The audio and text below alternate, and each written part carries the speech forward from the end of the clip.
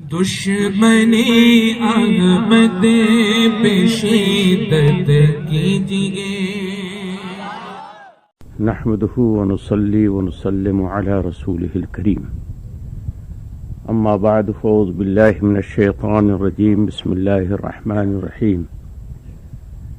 ان الله وملائكته يصلون على النبي يا أيها الذين آمنوا صلوا عليه وسلموا تسليما. اللهم صل على سيدنا ومولانا محمد وعلى آل وأصحاب سيدنا ومولانا محمد وبارك وسلم.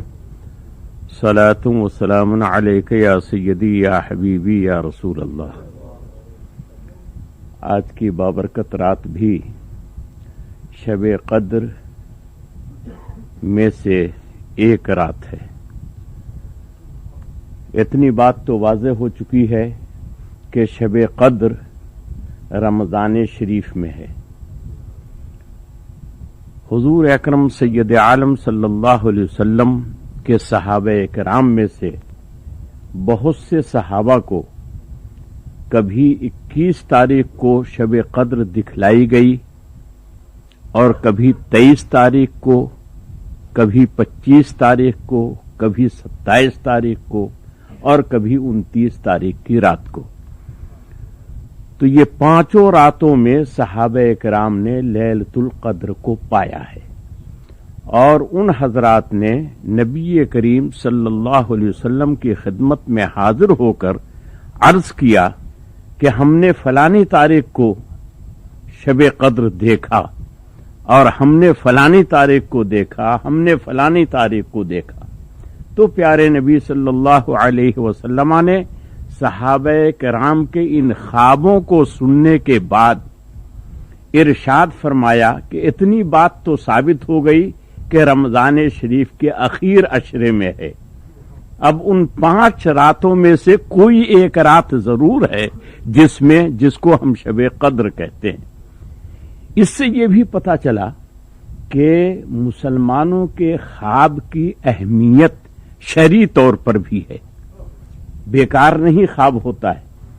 صحابہ کرام کا خواب تو عام مسلمانوں سے زیادہ افضل و اعلیٰ ہے، اور نبیوں کا خواب صحابہ سے افضل و اعلیٰ ہے. اسی لیے نبیوں کا جو خواب ہوتا ہے وہ وحی کی طرح حکم رکھتا ہے.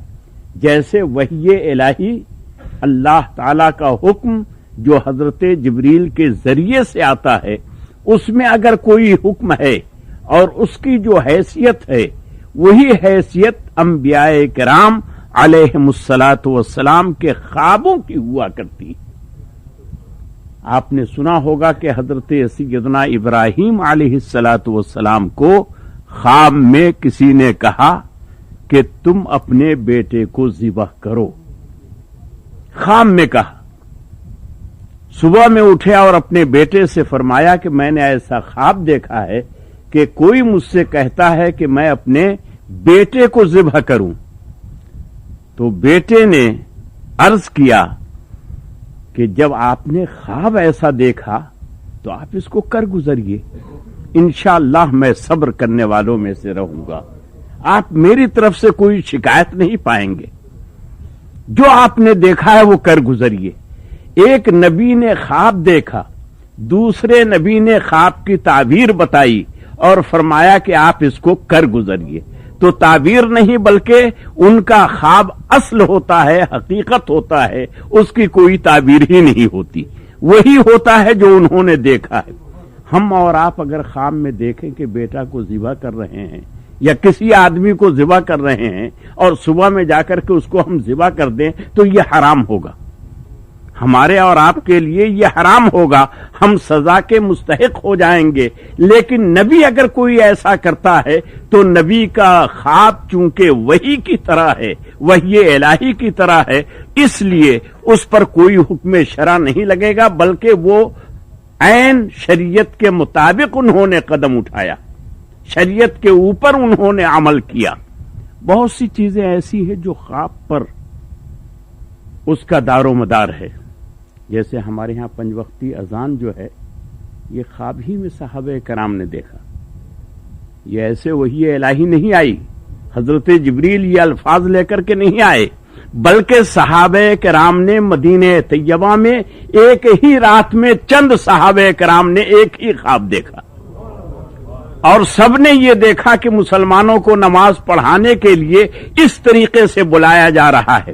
اذان سے پہلے صحابہ کرام نے یہ مشورہ دیا تھا کہ گھنٹہ بجایا جائے، جیسے یہاں بجتا ہے کہ باہر تک آواز پہنچ جائے گی، جہاں تک آواز پہنچے گی لوگ آ جائیں گے۔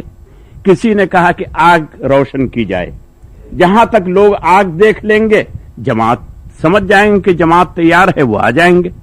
کسی نے کچھ مشورہ دیا، لیکن اس کے بعد ہی جو رات آئی، اس رات میں صحابہ کرام نے یہ خواب دیکھا کہ کوئی آنے والا آیا اور وہ کہتا ہے کہ نماز کے لیے مسلمانوں کو ان کلمات سے بلایا جائے، یہ آواز دی جائے کہ اللہ اکبر اللہ اکبر۔ پوری اذان اس نے صحابہ کرام نے اپنے خواب میں دیکھا، اور پیارے نبی صلی اللہ علیہ وسلم کی خدمت میں حاضر ہو کر عرض کیا کہ یا رسول اللہ ایسا میں نے دیکھا ہے، تو پیارے نبی نے فرمایا کہ یہ الہامی خواب ہے، اللہ کی طرف سے یہ خواب ہے اور یہ غلط نہیں ہو سکتا ہے۔ چنانچہ اسی وقت حضرت بلال کو بلایا اور ان الفاظ کو سکھلایا۔ ایک طرف سے پیارے نبی سکھلاتے تھے اور دوسری طرف حضرت بلال انہی الفاظ کو بلند آواز سے کہتے تھے۔ وہیں سے ہمارے اذان کی ابتدا ہوئی۔ درود پاک پڑھیے، اللہم صلی علی سیدنا و شفیعنا و مولانا محمد وعلی آل سیدنا و شفیعنا و مولانا محمد وبارک وسلم، صلاۃ و سلام علیک یا رسول اللہ۔ تو لیلۃ القدر سے متعلق وہ حدیث آپ سن چکے ہیں کہ پیارے نبی صلی اللہ علیہ وسلم نے ارشاد فرمایا، تحروا لیلۃ القدر فی الوتر من العشر الاواخر من رمضان۔ اے مسلمانوں، تم شب قدر کو تلاش کرو آخری رمضان کے آخری عشرے کی پھوٹ راتوں میں، طاق راتوں میں اس کو تلاش کرو، اس لیے کہ وہ طاق راتوں کے اندر ہے۔ اور طاق رات کتنی ہے؟ آخری عشرے کے اندر 5 راتیں ہیں، تو ان 5 راتوں میں سے کوئی ایک رات ہے، لہذا اب کون سی رات ہے اس کو تو اللہ جانے، اللہ کا رسول جانے۔ ویسے اللہ نے اپنے رسول کو بتلا دیا تھا صلی اللہ علیہ وسلم، اور پیارے نبی نے بعض صحابہ کرام کو اس کی علامت بھی بتلائی، اس کی نشانی بھی بتلائی، لیکن واضح طور پر کھل کر کے نہیں بتلایا کہ لوگ ایک ہی رات کے لیے بھروسہ کر بیٹھیں گے اور سوچیں گے کہ ایک ہی رات میں ہم عمل کر کے وہ رات پا لیں گے۔ تو ایسا نہ کر کے اس پورے عشرے میں اسے عبادت کے لیے برانگیختہ اور تیار رہنے کا حکم دیا۔ اب ایک حدیث پاک سنیے، درود پاک پڑھیے، اللہم صلی علی سیدنا و شفیعنا مولانا محمد وعلی آل سیدنا و شفیعنا مولانا محمد وبارک وسلم، صلاۃ و سلام علیک یا رسول اللہ۔ عن عائشہ رضی اللہ تعالی عنہا قالت کان رسول اللہ صلی اللہ علیہ وسلم یجتہد فی عشر الاواخر ما لا یجتہد فی غیرہ، رواہ مسلم۔ یہ مسلم شریف کی حدیث ہے۔ حضرت عائشہ صدیقہ رضی اللہ تعالی عنہا فرماتی ہیں، جو ام المومنین ہیں، تمام مسلمانوں کی ماں ہیں حضرت عائشہ صدیقہ، یہ حضرت ابو بکر صدیق کی چہیتی بیٹی ہیں حضرت عائشہ صدیقہ، اور پیارے نبی صلی اللہ علیہ وسلم کی محبوب ترین بیوی ہیں، جنہوں نے سب سے زیادہ حدیث رسول کی روایت فرمائی ہے۔ تو حضرت عائشہ فرماتی ہیں رضی اللہ تعالی عنہا کہ کان رسول اللہ صلی اللہ علیہ وسلم یجتہد فی عشر الاواخر من رمضان، رمضان شریف کے آخری عشرے میں حضور اکرم صلی اللہ علیہ وسلم عبادات کے اندر اتنا جہاد فرماتے تھے، اتنی کوشش کرتے تھے، اس قدر پے ہم لگے رہتے تھے، ما لا یجتہد فی غیری، کہ اس کے علاوہ سال بھر کسی بھی تاریخ میں ایسا اجتہاد نہیں ہوتا تھا، ایسی کوشش نہیں ہوتی تھی. ایسا لگاتار اور پہم عبادت جو رمضان شریف کے آخری عشرے میں نبی کریم صلی اللہ علیہ وسلم کرتے تھے، سال بھر میں کوئی تاریخ، کوئی عشرہ، کوئی مہینہ، کوئی ہفتہ ایسا نہیں ہوتا کہ جس میں اس طرح سے عبادت آپ فرماتے ہوں. سب سے زیادہ عبادت اس میں کرتے تھے. کیوں؟ اس لیے کہ آخری عشرے ہی میں شب قدر ہے. نمبر 1. محدثین کرام نے لکھا کہ اس کی ایک وجہ اور بھی ہو سکتی ہے کہ رمضان شریف رخصت ہو رہا ہے، پتہ نہیں آئندہ سال یہ مبارک مہینہ ہم کو ملے گا کہ نہیں ملے گا. اس لیے بھی ایک تو یہ کہ اس میں شب قدر ہے، تو شب قدر کی تلاش کی وجہ سے رات رات بھر دن بھر عبادت میں مصروف رہتے تھے. اور دوسری وجہ یہ ہے کہ رمضان کے آخری ایام ہیں، چل چلاؤ کا وقت ہے اس مہینے کے، اس لیے آپ زیادہ محنت فرماتے تھے کہ پتہ نہیں آئندہ سال یہ مبارک مہینہ ہم کو ملتا ہے کہ نہیں ملتا ہے. اور صرف عبادت ہی میں نہیں، بلکہ اس روز حضرت علامہ نے ایک حدیث کا حوالہ دیا تھا کہ اس آخری عشرے میں پیارے نبی صلی اللہ علیہ وسلم کے داد و دہش، آپ کی سخاوت کا یہ عالم تھا کہ ریح المرسلہ، جیسے کہ صبح کی ٹھنڈی ہوا چلا کرتی ہے کہ کوئی بھی شخص اس ہوا سے محروم نہیں ہوتا ہے، اس طریقے سے نبی کریم صلی اللہ علیہ وسلم سخاوت فرماتے تھے، مالی امداد بھی لوگوں کی فرماتے تھے. اور چوتھی وجہ یہ ہو سکتی ہے کہ انہی تاریخوں میں رمضان کے آخری عشرے میں حضرت جبریل امین علیہ الصلاۃ والسلام آتے، قرآن پاک کی تلاوت کرتے اور پیارے نبی اسے سماعت فرماتے، پھر پیارے نبی تلاوت فرماتے اور حضرت جبریل اس کو سنا کرتے. یعنی دور قرآن اس آخری عشرے کے اندر ہوا کرتا تھا. تو یہ چند وجہ تھی کہ پیارے نبی صلی اللہ علیہ وسلم کثرت کے ساتھ عبادت کیا کرتے تھے. دوسری حدیث پاک حضرت عائشہ صدیقہ رضی اللہ تعالی عنہا ہی سے روایت ہے. وہ فرماتی ہیں کہ اذا کان عشر الاواخر فشذ میزرہ واحیا لیلہ وایقظ اہلہ، رواہ البخاری والمسلم. یہ حضرت عائشہ صدیقہ کی روایت بخاری و مسلم دونوں کتاب کے اندر ہے. وہ فرماتی ہیں کہ جب آخری عشرہ آتا تھا، رمضان شریف کا جب آخری عشرہ آتا تھا، 20 تاریخ کے بعد کی جو تاریخیں آتی تھی، فشذ میزرہ، تو ان تاریخوں میں آپ اپنے ازار کو، اپنی تہبند کو خوب کس کے باندھتے تھے. ازار کو کس کے باندھنے کا کیا مطلب ہوا؟ کہ ہر وقت مستعد رہتے تھے، ہر وقت تیار رہتے تھے، ہر وقت عبادت کے لیے تیاری رہتی تھی نبی کریم صلی اللہ علیہ وسلم کی. یا دوسرا مطلب یہ بھی ہو سکتا ہے ازار کو باندھنے کا، تہبند کو باندھنے کا، کہ ان تاریخوں میں اپنی ازواج مطہرات سے بھی الگ رہتے تھے، ازواج مطہرات سے بھی نہیں ملتے تھے. چونکہ وہ تو اعتکاف کا وقت ہوتا، اعتکاف کی تاریخیں ہوتی، تلاوت کا وقت ہوتا، نوافل کا وقت ہوتا، لہذا ان تاریخوں میں آپ اپنے ازار کو سختی کے ساتھ باندھتے تھے. وَأَحْيَا لَيْلَهُ، اور آخری عشرے کی تمام راتوں کو زندہ رکھتے تھے، تمام راتوں کو زندہ رکھتے تھے. یہ زندہ رکھنا پیارے نبی کی شان ہے. ہم لوگ کسی کی وجہ سے زندہ رکھتے ہیں، لیکن پیارے نبی کی شان یہ ہے کہ وہ دوسروں کو زندہ رکھتے ہیں. ایک جگہ قرآن پاک میں اللہ تعالیٰ نے ارشاد فرمایا، یا ایھا الذین آمنوا استجیبوا للہ وللرسول اذا دعاکم لما یحییکم. اے مسلمانوں، جب اللہ و رسول تمہیں بلائے تو فوراً لبیک کہتے ہوئے حاضر ہو جاؤ. لما یحییکم، اس لیے کہ رسول تمہیں زندگی دیتا ہے. تو رسول کا کام ہے زندگی دینا.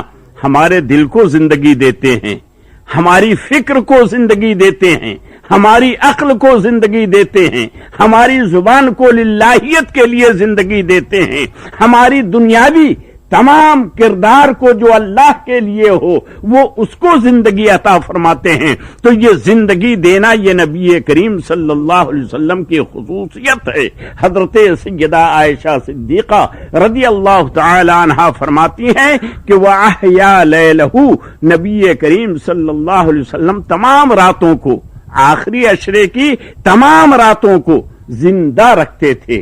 اس انتظار میں نہیں ہوتے کہ 27ویں رات ہوگی تب ہم اس رات کو جاگیں گے، نہیں، ہر رات کو آپ زندہ رکھتے تھے.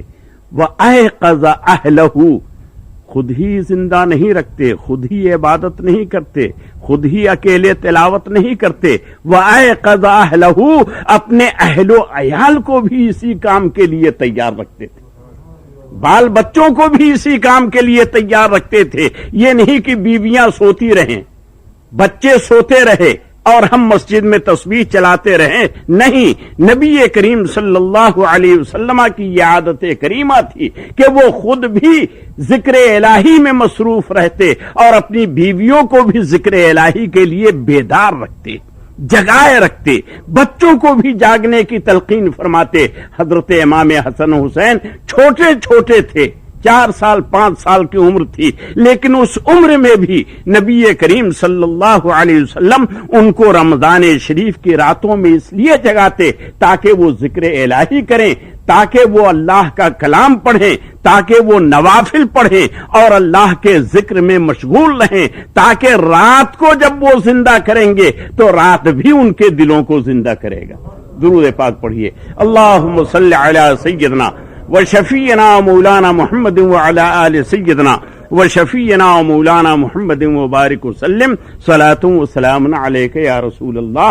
اور ان راتوں کے اندر سب سے بہترین وظیفہ اور سب سے بہترین دعا وہی ہے جو میں نے آپ کو بتایا، اور میں نے نہیں بتایا بلکہ اللہ کے پیارے حبیب سید عالم صلی اللہ علیہ وسلم نے اپنی بیوی حضرت عائشہ صدیقہ کو بتایا. حضرت صدیقہ نے عرض کیا یا رسول اللہ، اگر میں شب قدر پالوں تو اس میں کون سی دعا پڑھوں؟ تو آپ نے ارشاد فرمایا یاد کر لو، قولی، یاد کر لو، اللہم انک عفون تحب العفو فاعف عنی. اللہم انک عفون، اے اللہ تو معاف فرمانے والا ہے، تحب العفو، اور معافی کو پسند بھی فرماتا ہے، فاعف عنی، تو اے اللہ تو مجھے معاف فرما دے. زندگی میں بہت ساری غلطیاں ہوئی ہیں، بہت سے چوک ہوئے ہیں، بہت ساری نافرمانیاں ہوئی ہیں. تو اگر اپنا فضل کر دے، رحم فرما دے اور معاف کر دے تو ہماری تمام غلطیاں معاف ہو سکتی ہیں اور ہماری زندگی کے آئندہ ایام سدھر سکتے ہیں. یہ حضرت سیدہ فاطمہ، حضرت سیدہ عائشہ صدیقہ رضی اللہ تعالی عنہا اس دعا کو ہمیشہ پڑھا کرتی تھی اور اپنے بچوں کے لیے آپ نے بیان بھی فرما دیا، مسلمانوں کے لیے آپ نے بیان بھی فرما دیا کہ مجھے پیارے نبی نے یہ دعا یاد کرائی ہے، اس لیے بیان کیا، اس لیے بتایا تاکہ ہم لوگ بھی اس کو یاد کر لیں. اللہ تعالی ہمیں اور آپ کو اس کی توفیق عطا فرمائے اور آنے والے ایام میں، آنے والی راتوں میں ہم شب قدر کی تلاش میں اپنے اوقات کو گزاریں. وصلی اللہ تعالی علی خیر خلقہ سیدنا و نبینا و مولانا محمد وعلی آلہ و اصحابہ اجمعین برحمتک یا ارحم الراحمین.